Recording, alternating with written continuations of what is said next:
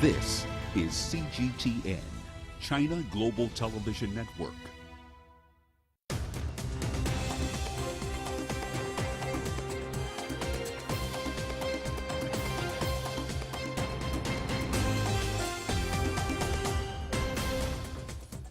Hello and welcome to The World Today. I'm Richard Nta in Nairobi. Here's what's ahead. Chinese Foreign Minister Wang Yi arrives in Ethiopia for official visit. And Russia's president sends a warning to NATO over Ukraine, laying out his red lines. And there are signs the Omicron variant may have been spreading in Europe before it was reported by South Africa.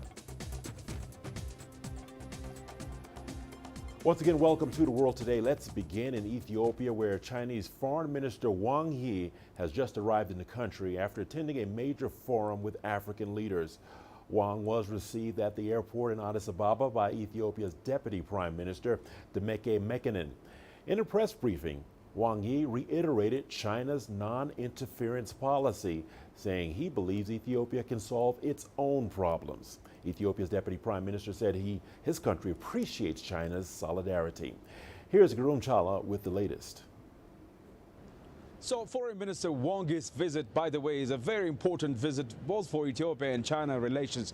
As you've said, the discussion mainly is going to be about the conflict situation here in Ethiopia. Of course, there is a bilateral issue that's going to be discussed at the same time. Already, Wang Yi has talked about the ongoing war in Ethiopia between the TPLF force, that's the rebel force, and the government force. He said that China, just like any other country, follows the same principle here in Ethiopia of non-interference. But he also said that China believes and also accepts the fact that Ethiopia and Ethiopians will solve their own problems because this is a domestic affair.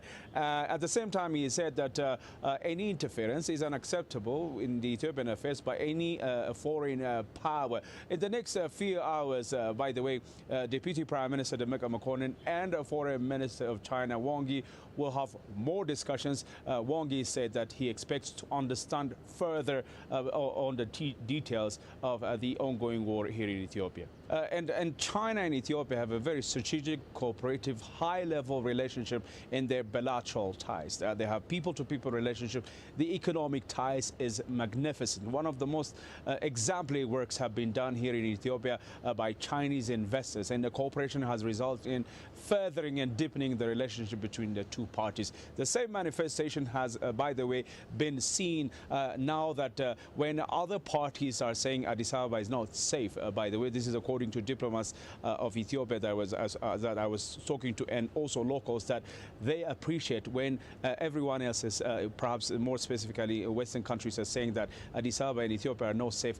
China sent its higher official to Addis Ababa, and he's still there, and he's appreciating the fact that Ethiopians are trying to resolve their own issues. So in general terms, the cooperation between the two countries are expected to be strengthened because of this visit. Before arriving in Ethiopia, Wang Yi was in Senegal for the Forum on China-Africa Cooperation that wrapped up in Senegal on Tuesday.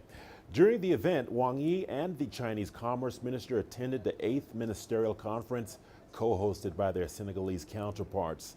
Wang Yi said Chinese President Xi Jinping's pledge to donate 1 billion more doses of COVID vaccines to the continent will help narrow the vaccine gap.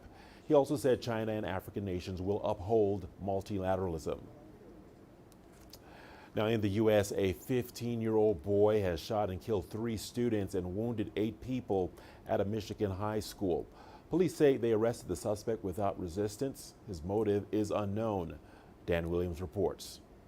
Oxford, Michigan then has become the latest location to be the scene of a school mass shooting. Now, details are still emerging as to what exactly happened in Oxford, Michigan, but we do know that a 15-year-old is currently now in custody. He did not resist arrest. He is, though, according to police, not cooperating with authorities. His parents have met with the suspect, the son, and told him not to speak with police, that being his right. Police are though exercising a search warrant at his home. Now, President Joe Biden he was briefed while on tour in Minnesota. He said that his heart goes out to the families that are enduring unimaginable grief, while the Michigan Governor Gretchen Whitmer has described the act as horrific. My heart goes out to the families. This is an unimaginable tragedy.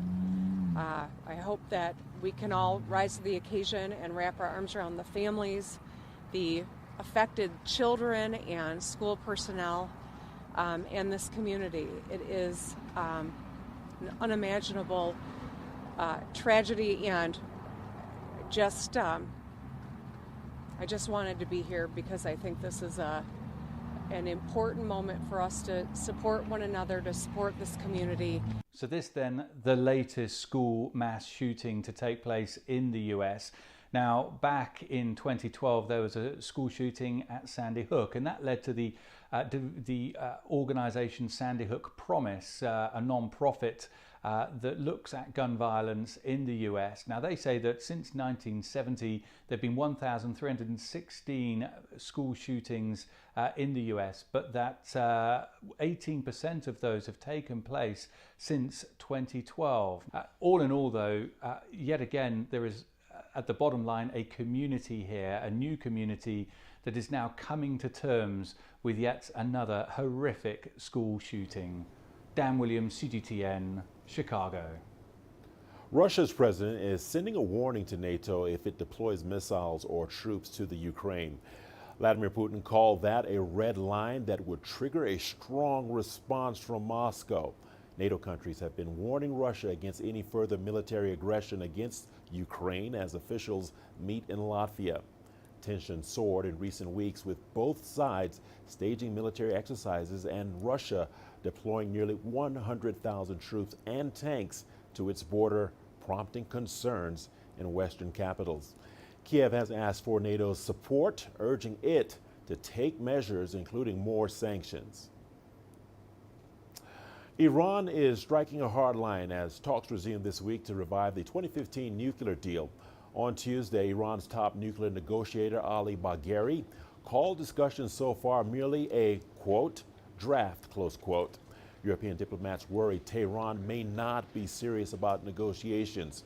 Also on Tuesday, the United Arab Emirates said it would soon send a delegation to Iran to improve ties. The UAE started engaging with Tehran in 2019, following attacks on tankers and on Saudi energy infrastructure. Ehsan Kiavani reports from Tehran. The U.S. had earlier demanded that the seventh round of negotiations in Vienna had to resume from the very same point it stopped in June. In response, Foreign Minister Amir Abdollahian said Tehran would not disregard the previous 6 rounds of talks, but the right is reserved for President Raisi administration to have its own considerations. He expressed that Iran will not accept any request beyond the scope of the 2015 nuclear deal. And now the Americans and the remaining parties have agreed that, first of all, sanctions must be discussed and lifted. The Russian ambassador Mikhail Ulyanov said yesterday in his tweet that the U.S. confirms its readiness to lift all sanctions inconsistent with the JCPOA in exchange for the return of Iran to full compliance with the deal. But in multilateral diplomacy, Ulyanov added that the devil is in the details. Iran's main concern, apart from lifting of sanctions, is to make sure that Washington would not try to change the goalposts again and once again withdraw unilaterally. President Raisi said the entire world knows who violated the JCPOA and they must return to their commitments. Therefore, Iran is very serious this time in the negotiations in Vienna. The Omicron variant continues to spread to more parts of the world. The World Health Organization says it's been reported in 19 countries and regions. Japan, Brazil, and France are among the latest to record their first cases of the mutated strain. Meanwhile, Nigeria's Center for Disease Control confirmed 3 cases of the Omicron variant on Wednesday. Authorities now say Omicron was detected in the Netherlands days before it was reported in South Africa. Paulo Cabral has more from Sao Paulo. A 41-year-old Brazilian man who tested positive for the Omicron variant arrived in São Paulo 1 week ago on November 23rd, coming from South Africa. According to Brazil's health surveillance agency, Anvisa, he had tested negative for COVID-19 to make that trip. But in advance of a planned return trip to South Africa, another test 2 days later detected infection with the Omicron variant. And his 37-year-old wife tested positive for Omicron at that time as well. The agency says the positive results are preliminary and the samples will be tested again to confirm the result. Their current health conditions, the severity of any symptoms are unclear, but the couple is said to be isolating at home. The husband entered Brazil before the government issue of a new ruling limiting entry of travelers coming from 6 African nations affected by the Omicron variety, enforced since November 27th. They are South Africa, Botswana, Swaziland, Lesotho, Namibia, and Zimbabwe. Passengers coming from these countries are required to remain in isolation for 14 days prior to traveling and another 14 days after their arrival in Brazil. Another potential case of the Omicron variant has been under investigation by authorities since Sunday. It involves a 29-year-old Brazilian man who arrived in Brazil from Ethiopia, flying through South Africa and tested positive for COVID-19, though not necessarily for the Omicron variant. Paulo Cabral, CGTN, São Paulo. The U.S. has approved a new pill to treat COVID-19 following a narrow vote. With the rise of the new Omicron variant, the FDA decided to approve Merck's drug. According to clinical trials, hospitalizations and deaths are reduced by around 30%, much lower than previously reported. Pfizer is working on a rival oral treatment shown to reduce hospitalizations by 89% in their own tests. Well, that's it for this edition of The World Today. I'll be back shortly with more news from the continent in Africa Live. Thanks for watching.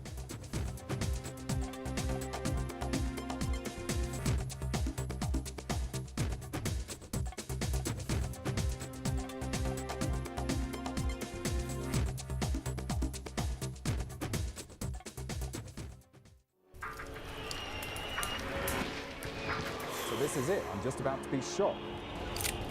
The little tents here, bottles are being thrown as they do so. There are about 3 critical bridges here in Malawi. That's one of them. We're going to cross that bridge. As you can see behind me, police forces Who are replying with gas. Gas just came in. gas, so it's all begun now. Divisions leading the charge into West Mosul have brought us here. Just got to be careful here with some gunshots. This is where most of the fighting has been concentrated. is the front line now after 9 days of fighting. We're about 2 to 3 kilometers from Within the front clear line. view of this front line position.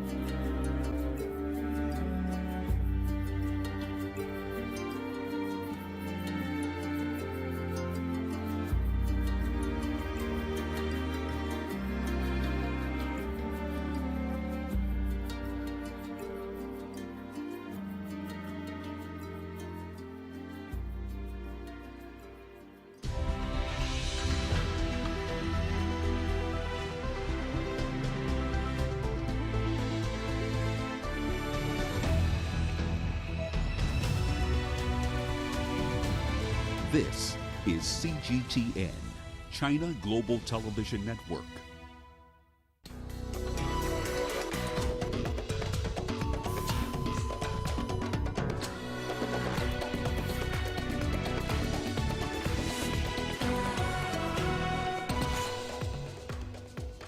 Chinese Foreign Minister Wang Yi arrives in Ethiopia for official visit.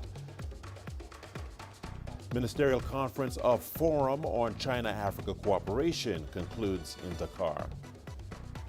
And on World AIDS Day, Uganda concerned about impact of COVID on HIV treatment. Hello and welcome to Africa Live. As always, great to have you with us. I'm Richard Nta, live in Nairobi. And for those of you joining us from across the continent and around the globe, we thank you for joining us. Let's take a look at other stories making headlines this hour. Travelers to the U.S. to face tougher coronavirus testing. And in sports, disgraced former South African athlete set to meet Reeva Steenkamp's parents. Once again, welcome to Africa Live. Great to have you along with us for this hour. Let's begin in Ethiopia, where Chinese Foreign Minister Wang Yi has just arrived in the country after attending a major forum with African leaders. Wang was received at the airport in Addis Ababa by Ethiopia's Deputy Prime Minister Demeke Mekonnen. In a press briefing, Wang Yi reiterated China's non-interference policy, saying he believes Ethiopia can solve its own problems. Ethiopia's Deputy Prime Minister said his country appreciates China's solidarity. China does not interfere in other countries' internal affairs. Surely we don't interfere in the internal affairs of Ethiopia as well. And what we stand against is interference in Ethiopia's domestic affairs. In our view, essentially what is happening inside Ethiopia is its domestic affairs. So it's our hope and confidence that Ethiopia has the ability and wisdom to find the solutions to stabilize the situation and address this issue through dialogue and negotiation and through legal and political means. All right, for the latest, let's go live to our correspondent, Gurum Chala in Addis Ababa. Gurum, welcome to Africa Live. Thank you for taking time to speak to us.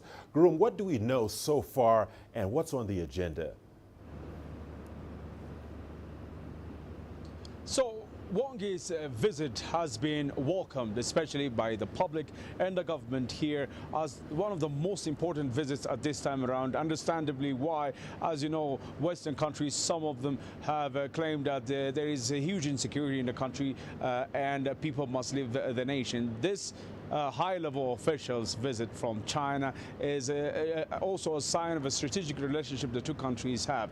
As earlier we've heard Wang Yi say that Ethiopia's situation is this internal affair, and he believes, and China believes, that wisdom of Ethiopians can solve the problem as soon as possible. Demeke Mekonnen, the Deputy Prime Minister, also appreciated China's move and solidarity at the same time. At the moment, the two are holding strategic meetings, both on the situation in the country. We have heard on the security situation of the country, the ongoing war, and at the same time, by the way, Richard, on the partnership in multi-sectoral areas between the two nations. So Deputy Prime Minister is briefing Foreign Minister Wang Yi about the entire internal affairs of Ethiopia, and also what Ethiopia expects from China when it comes to solidarity between the two countries. So we have to wait and hear what the results of these meetings are, but the agendas look like this one, Richard. All right, Gurum Chala, let's leave it there for now. Thank you so much for your insights. Let's still staying in Ethiopia. Prime Minister Abiy Ahmed has urged Tigrayan rebels to surrender, claiming gains against the rebels. Abiy says government forces were nearing victory just 1 week after he vowed to lead military operations at the war front. The Ethiopian Defense Forces have launched a counteroffensive on the terrorist organization, and the Prime Minister is now leading this from the front. His decision to join the army in the battlefield does not mean a change on the government's principled position of a peaceful solution to this conflict.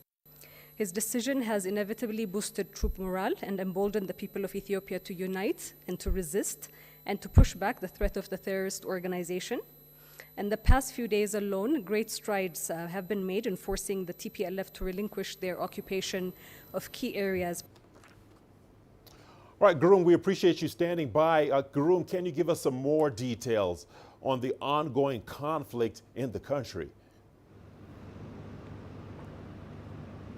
Richard, just perhaps an hour or so back, state media came out with the breaking news, which strengthens something that Bulletin, the press secretary of the Prime Minister, talked about. Victory has been announced. Towns like Chefra and also others in the north and south of the Amhara regional state, and also in the Afar regional state, have been freed from the hold of the TPLF force. We can report that the Afar regional state is now completely free of the TPLF force, and the Amhara regional state, some of the most important, including the Nairobi town, have been freed, and this has been accepted widely by the people. Since the Prime Minister went to the war front, it's now close to 10 days, Richard, and results are now being announced, and this one, which was announced today, is very significant and very strategic. As you know, from the north, when the war entered the Amhara regional state, several towns, including the Dese and Kombolcha towns, have been captured. Now the war is happening between three fronts, from the east, west, and also southern parts of the Amhara regional state. So the registered result has been also appreciated and widely welcomed by the public in this country. From the TPLF side, unfortunately, we haven't heard any denouncements or acceptance in this regard, and there was no statement for the last perhaps 2 days regarding the ongoing conflict in the north. But the government is saying that it is advancing, it will finish the job. As you have heard it from the Prime Minister, it's still asking TPLF force to surrender so that perhaps they can get amnesty from the government. All right, the government says it will finish the job. Strong rhetoric there. Gurung Chala, thank you for keeping us up to date with the very latest. Wang Yi was in Senegal for the Forum on China-Africa Cooperations that wrapped up on Tuesday in Senegal. Now, during the event, Wang Yi and the Chinese Commerce Minister attended the 8th Ministerial Conference, co-hosted by their Senegalese counterparts. Wang Yi said the Chinese President Xi Jinping's pledge to donate 1 billion more doses of COVID vaccines to the continent will help narrow the vaccine gap. He also said China and African nations will uphold multilateralism. African leaders continue to react to the speech given by Chinese President Xi Jinping, who addressed the participants on Monday via video link. Let's listen in to what he had to say. What comes to mind is that Africa must now build its own capacity, whether with the support of the rest of the world or not. On issues to do with things to do with adaptation finance for African countries, of course, we've been hard hit as Africa with the effects of climate change. We've contributed very little to climate change ourselves, but we've suffered the bulk of the effects of it. It means that the rest of the world must support Africa. We have had the opportunity to evaluate the bilateral relationship between us and China, and it's true that the evaluation of the commitments made previously is satisfactory. However, there are still some points on which we would have liked to see an improvement. For example, there is still work to be done to help Africa in terms of industrialization. Then there is the access of Africans to the Chinese market and the strengthening of African capacities, particularly in the framework of professional training. Well, for more on the China-Africa Cooperation, we are joined by Ovigwe Ogwegu, a policy analyst at Development Reimagined. He joins us from Dakar, Senegal. Ovigwe, welcome to Africa Live. We appreciate your time as well. Now, as China and Africa discuss cooperation, Western media and critics have hyped up the so-called debt trap theory. What is the African perspective on all of this?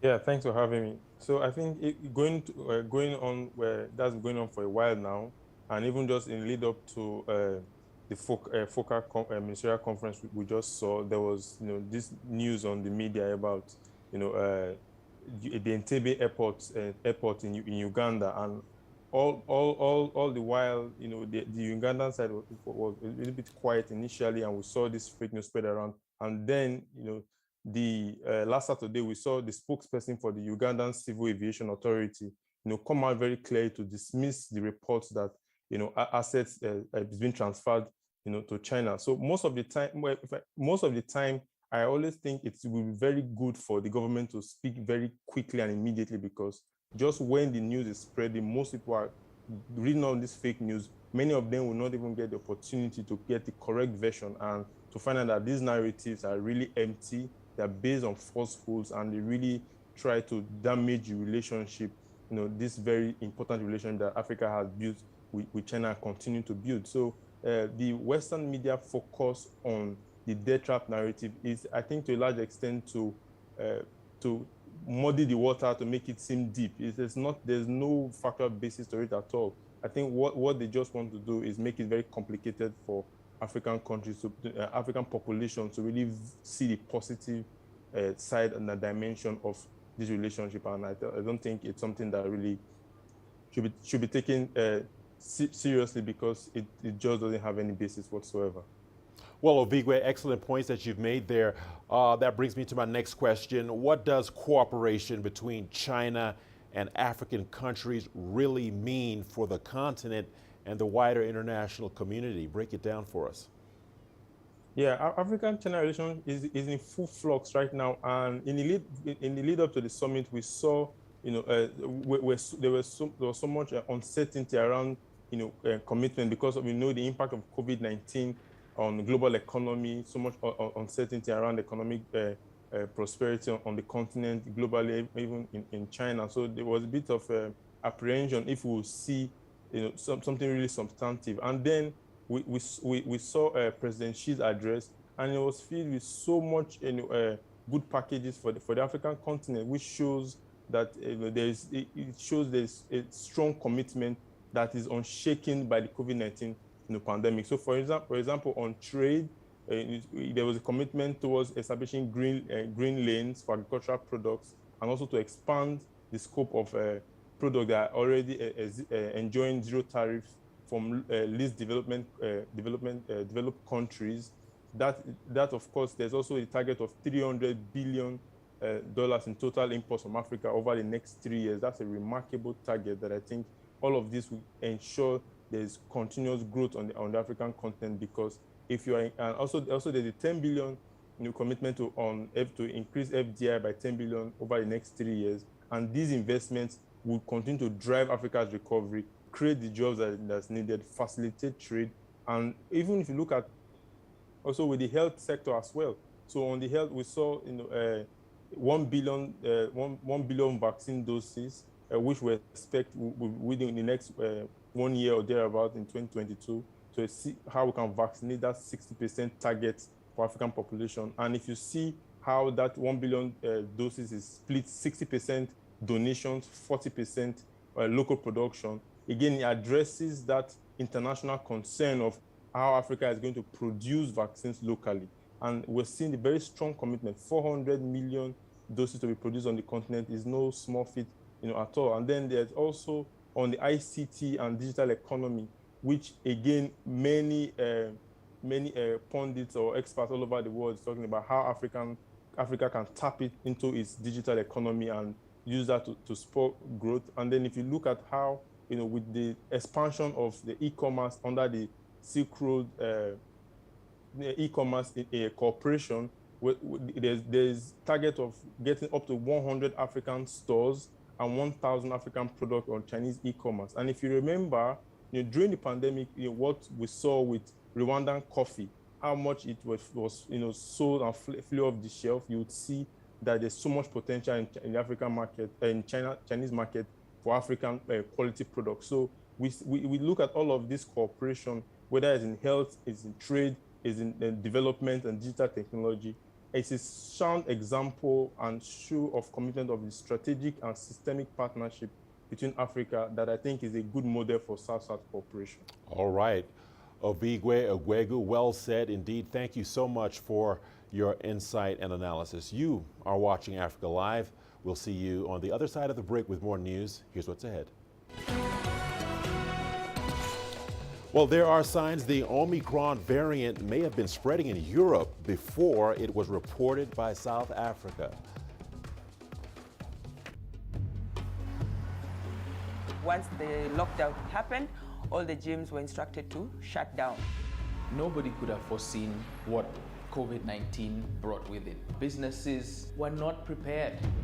Technology had to really play a big part. We had to think of being able to social distance with your client, but still be able to train them. Let's go. Let's go. We're going to go to what people call the new normal, and it will never be the same as what it was before.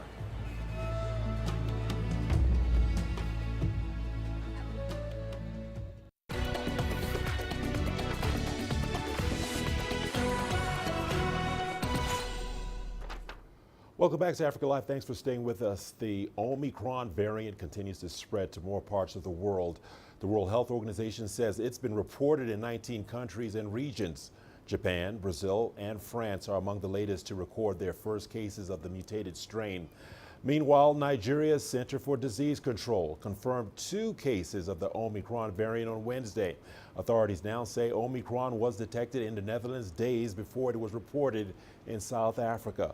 Paulo Cabral has more from Sao Paulo. Well, today marks the World AIDS Day. In Uganda, activists remain concerned over the impact that COVID-19 pandemic has on treatment among HIV patients. Uganda has 1.4 million people living with HIV, and 1.3 million of them are on antiretroviral treatment. CGTN's Hilary Ayasega reports. Immaculate Nshemerirwe is living with HIV, but she says getting HIV-related services during the COVID-19 pandemic has been a challenge. I've been struggling with the side effects of the drugs. I couldn't get a counselor to explain my experience. Before the pandemic, it was easy to discuss our problems with counselors, but now when you go to the hospital, they just write prescriptions on the bottle and they do not even touch the medical card. And she's not alone. Teresa Tindicheitira has to walk to the health center. The transport fares have doubled due to the effects of the pandemic restrictions on movement. By the time I come back home, I am weak. I can't do anything because of joint pain. Others say taking a balanced diet is a problem because of limited resources. Some of us lost our jobs, so we can't afford the right diet. But doctors tell us you have to eat well before taking drugs. Campaigners say equitable access to medicines, vaccines, and health technologies remain a big challenge for many patients. Good nutrition and drug management are cornerstones of HIV care. Doctors here worry that the gaps in treatment because of the effects of COVID-19 pandemic can cause drug resistance in HIV patients, which may reverse initial improvements. HIV/AIDS activists have intensified outreach programs to help their members access the services. We are talking about equitable access to services, and it is done through mobilization, especially grassroots people mobilizing their fellows to go and access treatment wherever possible. The government says it wants to vaccinate about 22 million people by January next year so that it can fully reopen the economy and also relax restrictions. But for patients like Nshemerirwe, accessing better services may take some time as the government tries to fix the gaps in the health system. Hilary Ayasega, CGTN, Kampala, Uganda. Well, let's bring in Yvette Raphael, Executive Director at Advocacy for Prevention of HIV and AIDS in South Africa. Yvette, welcome to the program. Let's talk more about the impact of COVID on accessibility of drugs, testing kits, etc. Yvette. Good afternoon, and thanks for having me. Obviously, we know with the impact of COVID-19 and on communities that we were expecting that the delays in drugs would be a problem, especially for prevention methods like testing kits and PrEP, which is a huge problem in our country. However, our governments had the opportunity to make plans and to ensure prepared for a pandemic like COVID-19. Right, Yvette, the theme for this year is End Inequalities, End AIDS. Now, this will certainly require bold action against inequalities. What do you propose should be done from your perspective? I think that... Well, we apologize for that breaking communication. We've lost Yvette. Hopefully we'll get her back on the scene before the end of the bulletin. But let's move on, though. Staying in South Africa, the Western Cape Health Department has signed bilateral agreements with the 4 universities in the province to reform healthcare services and ensure they are more people-centered. The department and universities have all backed President Cyril Ramaphosa's call urging South Africans to get vaccinated as the country deals with the new Omicron variant. Here's Renelda Karam with that report. The 4 leading institutions of higher learning in the Western Cape, that is the University of Cape Town, the Cape Peninsula University of Technology, Stellenbosch University and the University of the Western Cape, already run an innovative public healthcare system with globally recognized medical experts. These partnerships are crucial if health agencies and officials are to achieve some of their targets in fighting COVID-19. The Western Cape Health Department and the university top brass in the province agree that they are stronger together. They collectively committed to deliver optimal healthcare to the people of the Western Cape province as they continue to respond to the COVID-19 pandemic. The universities have all supported President Cyril Ramaphosa's call urging everyone in South Africa to get vaccinated. They've also announced that they plan to implement vaccine mandates on their campuses. For us as at UCT, we are keen for our students to come back to face-to-face teaching. And the reason for that is that we want to offer what we promise, quality education. And so in considering our academic year 2022, we decided that we should go with mandatory vaccination. We have what we call a soft exclusion and a hard exclusion. The soft exclusion is basically that all students can register, but if you need to access any of the university premises, you need to show your proof of vaccination. We also have what we call a hard exclusion, and those are specifically focused on our health sciences students. And to minimize the risk, we are saying that students, you need to be vaccinated if you need to, before you register. In his latest address to the nation, President Cyril Ramaphosa said vaccines were the most powerful tools against COVID-19 and the new Omicron variant, and he said his government was considering enforcing vaccine mandates. We do realize that the introduction of such a measure is a difficult and complex issue. But if we do not address this seriously and as a matter of urgency, we will continue to be vulnerable to new variants and will continue to suffer new waves of infection. Experts say if COVID-19 cases continue to climb, the country could enter its 4th wave of infections within the next 4 weeks. Renadel Calm, CGTN, Cape Town, South Africa. Uganda and the Democratic Republic of Congo have launched joint operations against an Islamic State-affiliated group in the eastern DRC. The insurgent group, known as the Allied Democratic Forces, has been accused for carrying out a series of attacks in the country. ISIL also said the ADF was behind the terrorist attack in the Ugandan capital, Kampala, last month. At least 7 people were killed, including the 3 suicide bombers.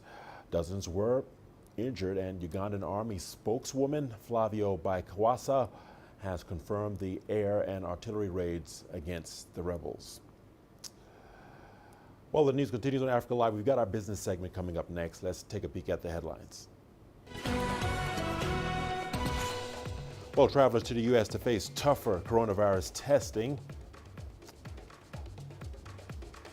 And Angola invests in its Luanda Special Economic Zone for economic growth.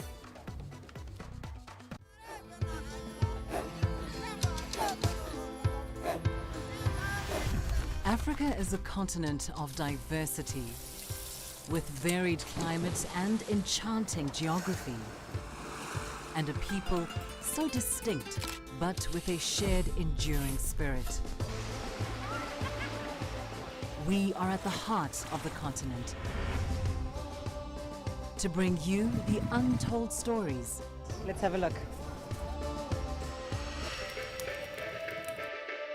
we celebrate Africa as it shapes its own destiny. Tunis, Cairo, Juba, Johannesburg, Ethiopia, Tanzania. Africa Live. Find your voice.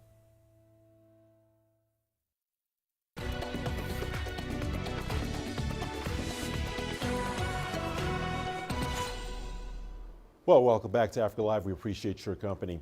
The United States is moving to require all air travelers entering the country to show a negative COVID-19 test performed within 1 day of departure. This is in response to concerns about the new Omicron coronavirus variant. Currently, vaccinated international air travelers can present a negative test result obtained within 3 days from their point of departure. On Tuesday, the U.S. Centers for Disease Control and Prevention advised Americans against travel to Niger, Papua New Guinea, Poland, and Trinidad and Tobago, citing COVID-19 concerns. Stricter rules are expected to be announced on Thursday. The president has remained non-committal on plans to revise restrictions on Southern Africa. Well, it kind of depends. It's going week to week here to determine what we need and what the state of affairs. We're going to learn a lot more in the next couple weeks about the lethality of this virus, about how much it spreads, about whether what we have can control it, etc. So it'll depend on those issues. Well, there will be many tears this festive season as holiday plans have been dashed over a new variant first identified in South Africa. Scientists are yet to determine the severity of the highly mutated Omicron, which has already prompted travel restrictions for several Southern African countries. There's also been chaos at airports around the world as travelers try to make their way to or from South Africa. CGTN's Julie Shire reports. Stephen Pinnock and many other UK nationals were forced to abandon their travel plans when the UK slapped travel restrictions on South Africa after the new Omicron variant. So my friends were affected more than me because they had 24 hours to get home. I had 48 hours to get home, with the result being that if we did decide to stay, we would have to pay for a quarantine hotel on arrival. So that would be 10 days in the hotel. It was £2,200 sterling. So obviously we've just budgeted for this holiday and for the wedding for half of that. Pinnock and his friends were special guests at a wedding but were forced to leave before the function. So we actually had a makeshift wedding on the beach with about maybe a quarter of the guests, a third of the guests. So just we could be part of the wedding, even though they had the actual ceremony the next day when we'd all left. So the 6 of us from Scotland and England. So we did manage to salvage something, but it was just a day of emotional tears. Didn't get any sleep that night trying to find new flights. Chaos ensued at South African airports over the last few days as a growing list of countries followed the UK's lead. It's completely affecting me. I'm working online, so of course you planificate all your trip. I have to buy extra tickets. I have a flight from here, and now I have to buy a ticket to Tanzania because apparently Tanzania is done rejecting the other countries. And then book another flight to Dubai, and then Dubai to Portugal, all my expenses. From those that have been stranded, we managed to get quite a few of them back on their flights back home. And of course, we are just waiting on more information around the repatriation. We are also engaging with the consular corps and the embassies to make sure that we get a better snapshot of who of their citizens are still in the country. Travel agents have had their hands full with disappointed South Africans having their holidays ruined. We had a lot of customers who had booked for November and December, obviously to reunite with family and go on holiday. They hadn't seen family for a very long time. So a lot of disappointment all around. As you may know, the UK now has us on that red list, and flights will resume this week, into the UK, but it's only for citizens and for residents of the UK who will now need to enter a quarantine facility for 10 days. The UK is one of South Africa's key markets for inbound and outbound travellers. High-level talks are underway to have restrictions relaxed.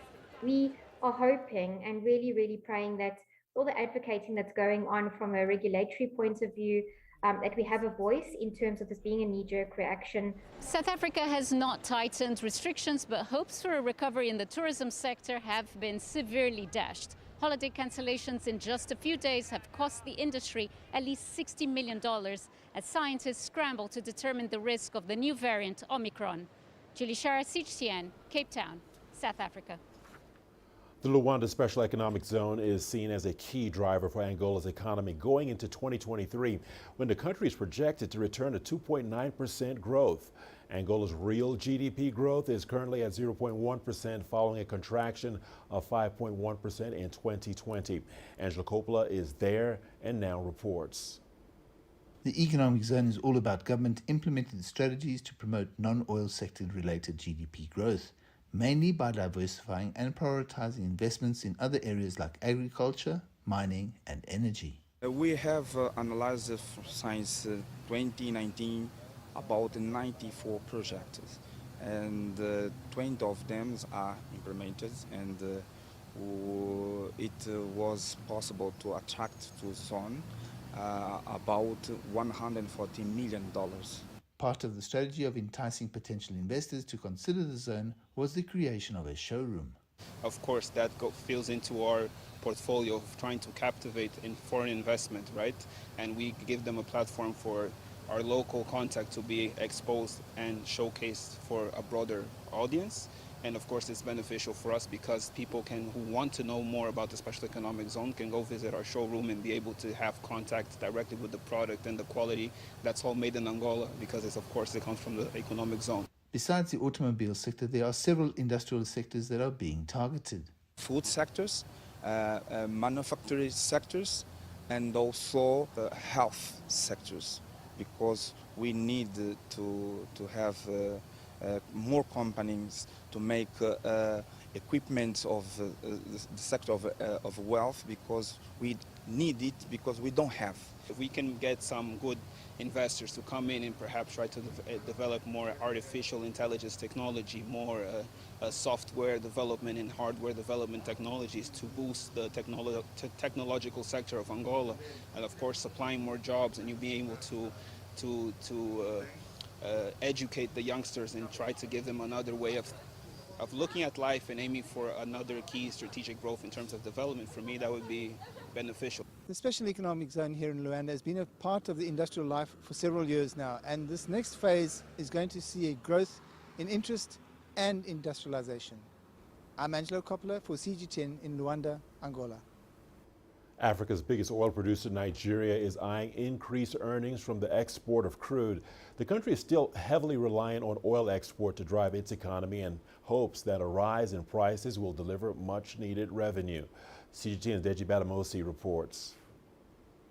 Nigeria projects to produce 1.88 million barrels of oil per day to fund its budget next year. The emerging global energy crunch could therefore mean the country may not only benefit from a likely increased demand for its oil, but also higher prices.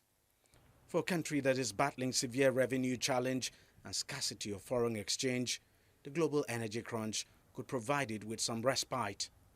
In terms of revenues for Nigeria, in terms of forex, in terms of GDP and all that, that is a welcome development. Whether that will now translate into a better lifestyle for Nigerians is a totally different thing entirely itself. So that will now be dependent on the internal economics and how things are managed in the local space. In the heat of the COVID-19 pandemic last year, Nigeria saw demand for its oil almost ground to a halt, throwing its economy into a recession. Things have since picked up as both demand and price of crude oil are on the rise. Despite being a net exporter of crude, virtually all of the refined petroleum products used in Nigeria are imported. The country spends as much as 30% of its forex earnings on refined petroleum product import, eroding a substantial part of its earnings from crude. The government is now banking on the 650,000 barrels per day Dangote refinery in Lagos to bail the country out. The refinery is expected to begin operation next July. And we think that that is going to be a major saver for foreign exchange for our country, and we think we will export those refined products. If you look at the cost of freight alone is a major saving for Nigeria. If we have to go to Europe or other part of the world to bring in petroleum products, where we pay heavily in freight, we will pay heavily even in stocking those products in the high seas before we offload them. Nigeria has abundance of gas resources, but it imports as much as 80% of the gas used in the country. With gas prices skyrocketing globally, the price is also increasing in the country.